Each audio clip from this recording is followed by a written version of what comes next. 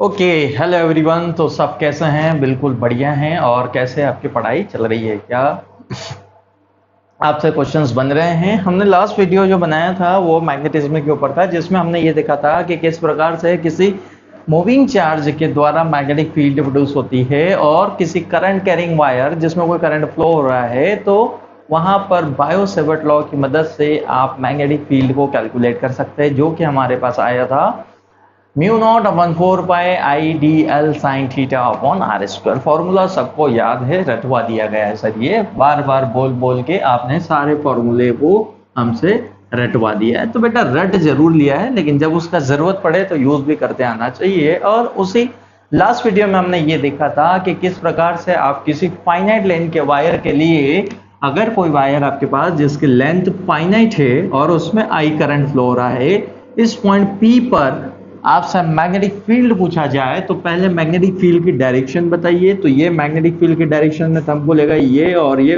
Fingers को curl किया। Magnetic field यहाँ पे इनवर्ड होगी। फिर अगला क्वेश्चन खड़ा हुआ कि इसके ऊपर मैग्नेटिक फील्ड कितनी होगी, क्योंकि बायो सेवर्ट लॉ तो यहाँ पे किसी लाइन एलिमेंट के द्वारा मैग्नेटिक फील्ड बताएगा, जो कि होगी mu naught upon 4 pi I D L sine of theta upon R square. इस फॉर्मूले की मदद से आप इसके ऊपर मैग्नेटिक फील्ड निकालेंगे अगर ये डिस्टेंस मेरे पास ए है तो। ओके, बट याद करिए हमने फाइनाइट लेंथ वाले वायर के लिए मैग्नेटिक फील्ड जो कैलकुलेट करी थी वो है B is equal to mu naught upon 4 pi I by A sine of phi 1 plus sine of phi 2। Magnetic field due to finite current carrying wire. अगर ये फाइनाइट करंट कैरिंग वायर है जिसकी वजह से इस पी पर magnetic field इस फॉर्मूले से कैलकुलेट करी जा सकती है, यानी कि मैग्नेटिक फील्ड करंट बढ़ाने पर भी बढ़ेगी। मैग्नेटिक फील्ड परपेंडिकुलर डिस्टेंस अगर बढ़ा दी जाए तो कम हो जाएगी। मैग्नेटिक फील्ड और टोटल निकालना है तो हमने फाई 1 से फाई 2 तक इसको इंटीग्रेट किया था। हमने इसके इन टर्मिनल को कनेक्ट किया और इस नीचे वाले को कनेक्ट किया। लेट सपोज हमने इसको वहां पर कहा था फाई 1, ये मेरे पास फाई 2। एक तरफ वाले एंगल को मैंने पॉजिटिव लिया और दूसरे जो परपेंडिकुलर है उसके नीचे वाले एंगल को मैंने नेगेटिव लिया था। ये बातें हम लास्ट वीडियो में कर चुके हैं, और अगर आपने ये बातें नहीं सीखी है तो पहले वो बातें सीख ले, फिर इसको स्टार्ट करें। आज हम कुछ बढ़िया से इसके ऊपर क्वेश्चंस करेंगे, वो क्वेश्चंस हमसे बनना चाहिए। तो पेन और कॉपी उठा लीजिए। सबसे पहले हम क्वेश्चन बोर्ड पे लिखेंगे, उस क्वेश्चन को देखते जाइए और वीडियो को पॉज करें और कोशिश करें कि पहले आप सॉल्व करें, वरना सर आप तो सॉल्व कराओगे तो सर तो सॉल्व करेंगे, बट ट्राई करें कि आप पहले उसे सॉल्व कर सकें। क्वेश्चन ऐसा है, मेरे पास मेरे पास ट्रायंगल है कुछ इस तरीके से, और इसके अंदर करंट फ्लो हो रहा है। लेट सपोज इसकी आंच में करंट फ्लो हो रहा है आई। ये है ए, ये है बी, ये है सी, यहां पर कोई पॉइंट है P. Calculate magnetic field at point P. और इसकी साइड की जो लेंथ है, सपोज वो लेंथ मान ली हमने, इसकी टोटल लेंथ साइड की वो है एल। वीडियो को पॉज करें और सॉल्व करें। हमने करंट लिया है, इस P के ऊपर आपको मैग्नेटिक फील्ड कैलकुलेट करना है। इस P पॉइंट पर मैग्नेटिक फील्ड कितनी होगी कैलकुलेट करेंगे। ओके, कर लिया? चलिए कर लिया तो अच्छी बात है। अब हम इसका सॉल्यूशन देखेंगे क्या कैसे निकाल सकते हैं। सबसे पहले डायरेक्शन की बात करें बेटा। डायरेक्शन ये रहा मेरा thumb in the direction of current, ये रही फिंगर्स इनवर्ड। यहाँ पे आ जाओ, ये रहा मेरा thumb in the direction of current, fingers inward. Thumb sir घूम नहीं रहा, ऐसा है, कोई बात नहीं, ऐसे घुमा दो। करंट की डायरेक्शन में थंब, फिंगर्स को कर्ल करें इनवर्ड। मैग्नेटिक फील्ड कैसी है बेटा? यहाँ पे मैग्नेटिक फील्ड है इनवर्ड। हम किसी एक साइड के लिए मैग्नेटिक फील्ड P पर निकालेंगे, और फिर जो P के लिए मैग्नेटिक फील्ड टोटल होगी वो इसके लिए और इसके लिए भी सेम ही होने वाली। क्यों? क्योंकि ये दोनों, ये जो P पॉइंट है ये परपेंडिकुलर सबसे सेम डिस्टेंस पर है। ठीक है, मैग्नेटिक फील्ड हमारी इनवर्ट हो गई, इसको हम यहां बना देते हैं, मैग्नेटिक फील्ड मेरी इनवर्ट। ओके, यहां से ये एक परपेंडिकुलर ड्रॉ करिए, ये रहा, ये परपेंडिकुलर इसको दो हिस्सों में काटेगा, L/2 L/2। इस B से इस P पॉइंट को ज्वाइन करिए, इस P पॉइंट से इस C को ज्वाइन करिए। ओ, कौन सा ट्रिंगल है? Equilateral triangle. पूरा एंगल कितना? 60। तो ये वाला एंगल कितना सर? 30 डिग्री। ये कितना? 90। परपेंडिकुलर है ना, ये 90, ये 30, ये कितना? तो ये आया मेरे पास सर 60, और ये 60, तो ये भी 60, और ये मेरे पास 30 डिग्री। भाई इक्विलेटरल ट्रायंगल याद है? यस, जिसके एंगल्स होते हैं 60 डिग्री वगैरह, 60 60 60। चलिए, तो एंगल पता चल गया। ओके, P पर मैग्नेटिक फील्ड निकालेंगे ड्यू टू BC। लेकिन उससे पहले एक चीज जो मुझे नहीं पता है, वो कौन सी चीज पता है और कौन सी चीज नहीं पता है, तो वो है इसकी परपेंडिकुलर डिस्टेंस। इसकी परपेंडिकुलर डिस्टेंस मुझे नहीं पता है। मैं जैसे ही यहां पे लगाऊंगा B is μ0 upon 4 pi, current कितना? I। परपेंडिकुलर डिस्टेंस मैंने यहां पे A ली, तो perpendicular distance A sine of φ1। φ1 कौन सा एंगल? ये रहा, एक तरफ का एंगल φ1, दूसरे तरफ का एंगल φ2। इधर जाओगे तो एंगल कितना? φ1। याद है? जिसने नहीं देखा उसको प्रीवियस लेक्चर देखना चाहिए, तो सारी बातें उसको क्लियर हो जाएगी। ये हमने कहा था φ1, ये हमने कहा था φ2। तो एक एंगल मेरे पास φ1, एंगल किसके बीच का होता है? R और A के बीच का, R और A के बीच का। एक हमने कहा φ1, तो ये रहा sin 60, और ये प्लस sin 60, दोनों एंगल मेरे पास sin 60 है। ओके, लेकिन यहां पर ये जो A है, ये परपेंडिकुलर डिस्टेंस मुझे कैलकुलेट करना पड़ेगी, क्योंकि A तो मुझे दिया नहीं, A तो मैंने माना है, मुझे दिया था L। तो A जो है वो परपेंडिकुलर डिस्टेंस मुझे पता करना पड़ेगी। वहां पर A जो होती है वो परपेंडिकुलर डिस्टेंस होती है। कैसे पता किया जाए A को कैसे पता किया जाए? इसको थोड़ा सा जूम कर लेते हैं, ये कुछ इस तरीके से आपको दिखना चाहिए। ये रहा, ये रहा, ये रहा। This is L/2, this one is A। Now this angle is कितना? 60। ये कितना था मेरे पास? 30। दिस वन इज 30 और 30 डिग्री। A की वैल्यू चाहिए, A की वैल्यू चाहिए, लगा दीजिए इसके ऊपर। सर हमने लगाया tan 30। tan 30 is what? tan 30 is A upon में L/2। अरे perpendicular upon base, A upon में L/2, A अपॉन में L/2, L/2 नॉट √2, L/2। तो ये कितना आया? tan 30। tan 30 की वैल्यू बताओ। 1/√3। Yes sir, 1/√3।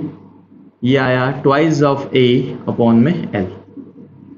L को इधर भेजो, 2 को इधर भेजो, तो L अपॉन में 2√3 equal to A। Perpendicular distance मेरे पास होगी L अपॉन में 2√3, L अपॉन में 2√3।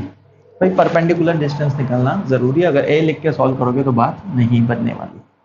कैसे पता चला? तो मैंने इस ट्रायंगल को उठाया, इस ट्रायंगल में A था, ये L/2 था, A/L/2 यानी कि परपेंडिकुलर अपॉन बेस। एंगल कितना है? 30। tan 30 की value 1/√3 2A upon L, then A is equal to L upon में 2√3। बस इस वैल्यू को पुट करें तो B, ओहो, B ड्यू टू AB है, B ड्यू टू BC निकालें ना, B due to BC। BC की वजह से P पर मैग्नेटिक फील्ड है। B due to BC is equal to μ0 upon 4 pi, current की वैल्यू I। A की वैल्यू कितनी sir? L upon 2√3, L upon 2√3 sine 60 class 10th में जाओ, पता करके आओ। साइन 60 √3/2, साइन 60 √3/2 सॉल्व कर लेंगे तो B due to B C is equal to mu naught upon 4 pi. ये म्यू नॉट अपॉन 4 पाई को कैंसिल नहीं करना है। क्यों कैंसिल नहीं करना है? हो सकता है कि इसकी कहीं आपको वैल्यू पुट करने की ज़रूरत पड़ जाए, और म्यू नॉट अपॉन 4 पाई की वैल्यू पुट करने की ज़रूरत पड़ जाए तो आप इजीली उसको पुट कर सकते हैं 10⁻⁻7। तो हमारा काम इजी हो सकता है। इधर √3/2 √3/2 कितना सर? √3।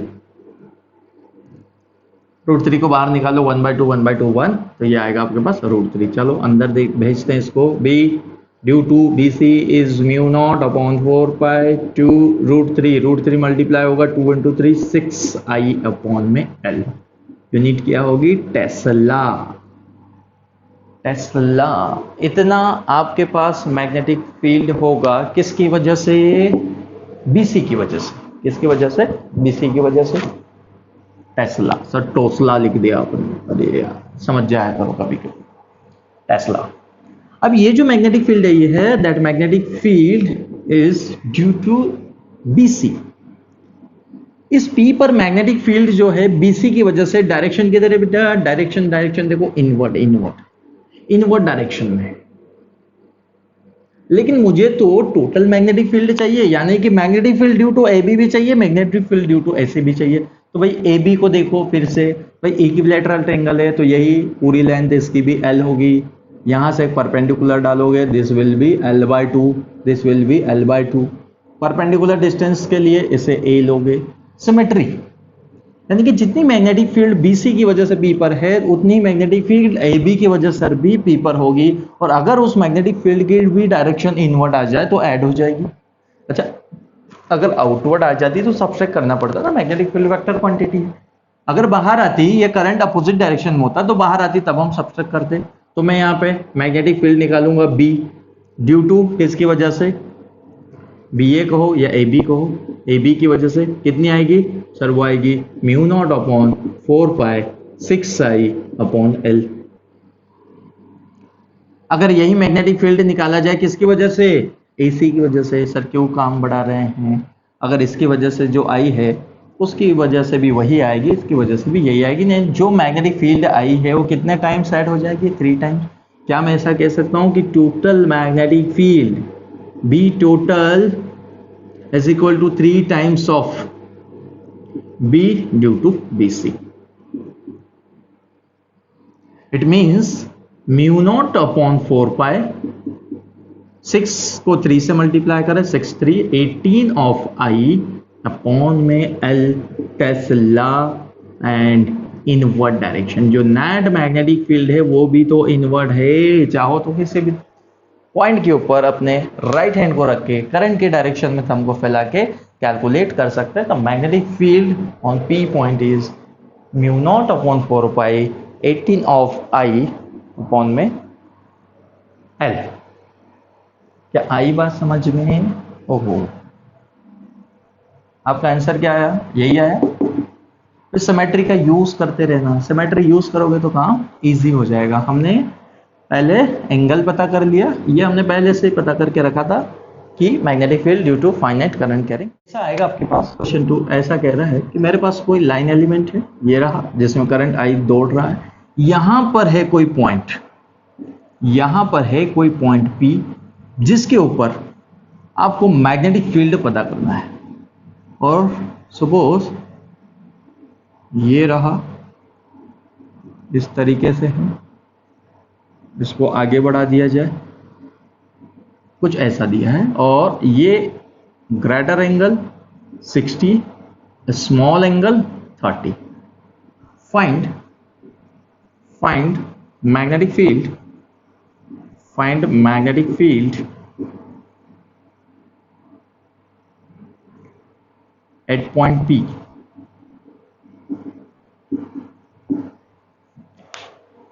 P पॉइंट पर मैग्नेटिक फील्ड कैलकुलेट करिए। ये कोई करंट कैरिंग वायर आपको दिया है और P पॉइंट पर मुझसे मैग्नेटिक फील्ड पूछा गया है। P पॉइंट पर मुझसे मैग्नेटिक फील्ड पूछा गया है। इस वायर की वजह से P पॉइंट पर मैग्नेटिक फील्ड कितना होगा? चलिए पॉज करें, सॉल्व करें।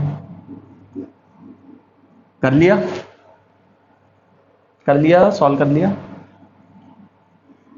ओके, देखें इधर, आपको इस पॉइंट पर मैग्नेटिक फील्ड निकालना है। सबसे पहले करंट, करंट के डायरेक्शन ऊपर, मैग्नेटिक फील्ड इनवर्ट, चलो इतना पता चला, मैग्नेटिक फील्ड इनवर्ट होगी।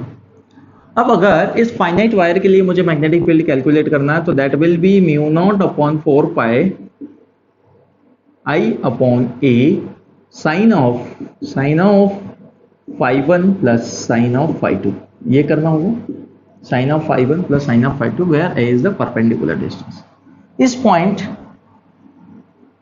P का इस वायर से परपेंडिकुलर डिस्टेंस कौन सा है बेटा? परपेंडिकुलर डिस्टेंस कितनी है हमारे पास? A लेना। सर A लो, अभी तक A लेते आ रहे हैं, ठीक है A ले लिया, इसको मान लो D। A जो है परपेंडिकुलर डिस्टेंस है इस पॉइंट की, कहां से? वायर से। आपको A पता करना होगा, मुझे A पता करना होगा क्योंकि A की वैल्यू मुझे दी नहीं है, तो A को मुझे पता करना है। कैसे पता करें, कैसे पता करें? कॉस लगा दें भाई, ऐसा ट्रायंगल दिया है सर, आप कभी tan लगा देते हो, कभी cos लगा देते हो, ऐसा क्यों करते हो बेटा? जब आपके पास हाइपोटेन्यूस दिया है, जब आपके पास बेस दिया है, तो आपकी मदद करने कौन आएगा? cos ही तो आएगा। क्या लिखोगे? cos of 30 is equal to base upon hypotenuse, बोलो हाँ या ना। किसकी वैल्यू चाहिए? A की। सर A लिखना है तो A इज इक्वल टू कितना होगा? D cos 30। सर मुझे cos 30 की वैल्यू पता नहीं है, सर मुझे cos 30 की वैल्यू पता नहीं है। कोई बात नहीं बेटा, टेबल बनाते रहना, एग्जाम में जब भी पूछा जाए टेबल बनाते रहना, कुछ वैल्यू याद कर लेना, कुछ वैल्यू की टेबल बनाते रहना। चिच्ची बच्चों का काम है, बच्चे पता करते थे जब उनको नहीं टेबल याद होती थी। cos 30 की वैल्यू बताओ। 1 बाय कितना? 1 बाय 2, 1 बाय 2।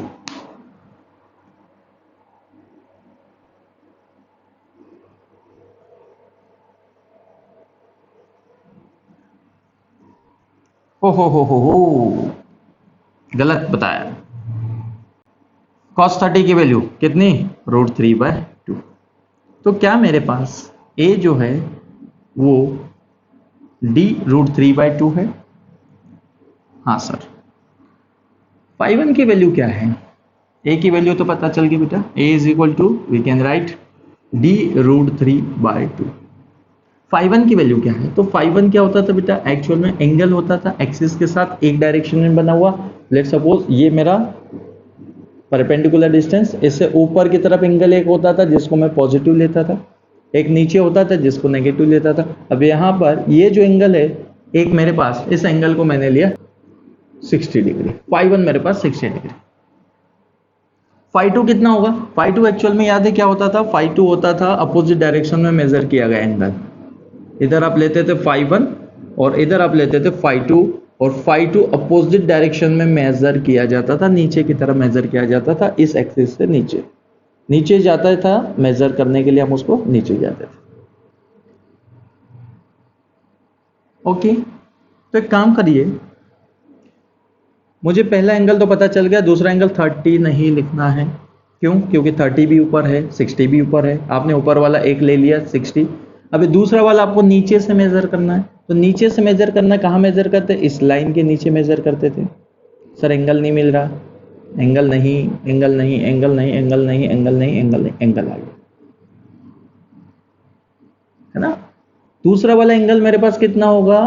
तो ये पूरा में रोटेट हो गया, पूरा रोटेट हो जाता है तो 360, लेकिन मैं 30 बच गया, इसके बाद नीचे नहीं गया, यानी कि 330। फाई टू की वैल्यू कितनी है? 330 डिग्री। भाई कॉन्सेप्चुअल क्वेश्चन है, जल्दबाजी नहीं करोगे, वरना एक को रख दिया 60, दूसरे को रख दिया 30 और आपका क्वेश्चन सॉल्व होने से कुछ दूरी पर रह गया।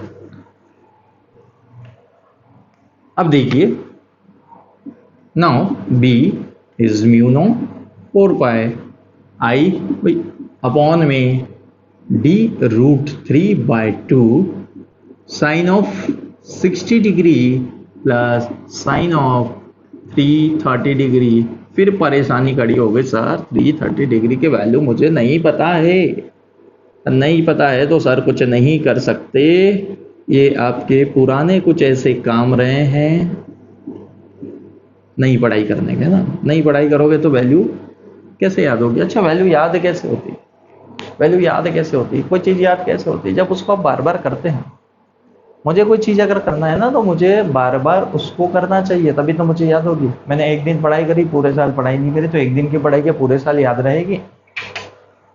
तो आपको क्या करते रहना चाहिए? कंटिन्यूसली अपने आप को अपडेट करते रहना चाहिए। साइन 60 की वैल्यू √3/2। अगर साइन 30 की वैल्यू नहीं पता है तो मैं आपसे कहता हूं आप मुझे साइन 360 माइनस 30 की वैल्यू बता दीजिए। साइन 360 माइनस 30 डिग्री किसके बराबर होगा? सर ये होगा साइन -30 के। बोलो हाँ या ना? साइन -30, इसको मैं लिख दूंगा साइन -30। साइन -30 कौन से क्वाड्रेंट में बेटा? फोर्थ क्वाड्रेंट में। फोर्थ क्वाड्रेंट में साइन कैसा? नेगेटिव। तो इसे क्यों ना सर साइन -30 लिख दिया जाए। बोलो हाँ या ना?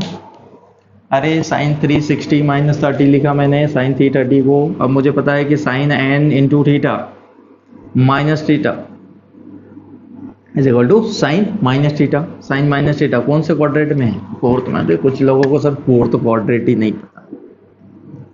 फोर्थ क्वाड्रेंट साइन को ऊपर ना मेजर करते हुए आपने नीचे मेजर कर लिया। कितना मेजर कर लिया? 30 डिग्री।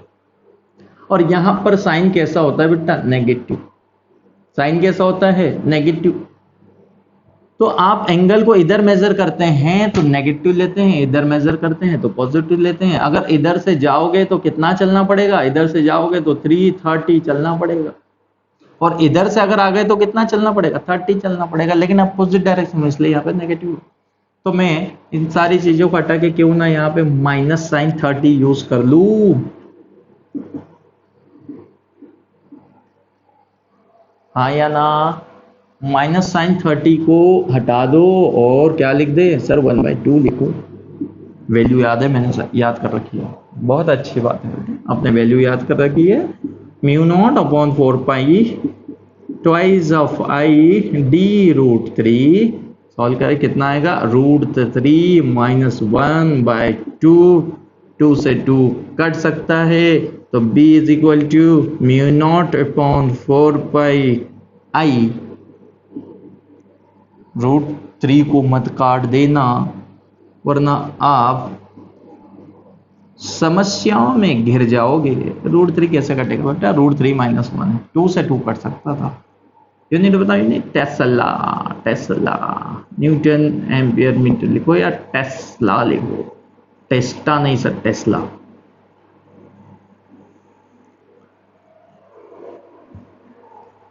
क्वेश्चन को समझें। आपसे पूछा क्या जा रहा है, जल्दबाजी ना करें, क्वेश्चन को समझना होगा। जितना क्वेश्चन आप समझेंगे ना, जितना टाइम इसको समझने में लगाएंगे उतना टाइम इसको सॉल्व करने में नहीं लगाएंगे। अभी हम प्रैक्टिस कर रहे हैं तो आपके लिए ये लेंथ बढ़ रही है, लेकिन जब आपको फॉर्मूला क्लिक होगा, जब आपको एंगल्स क्लिक होंगे तो हम डायरेक्ट ये लिख सकते हैं, डायरेक्ट लिख सकते हैं। हमें किससे मतलब है? Perpendicular distance φ1 φ2। अगर ये तीन चीजें आपको पता है, तीन ही चीजें तो पता होना चाहिए, परपेंडिकुलर डिस्टेंस φ1 φ2, तो इस तरीके के प्रश्नों को आप, इस तरीके के क्वेश्चंस को आप आसानी से बना सकते हैं। ठीक है, बोरी हो जा। हो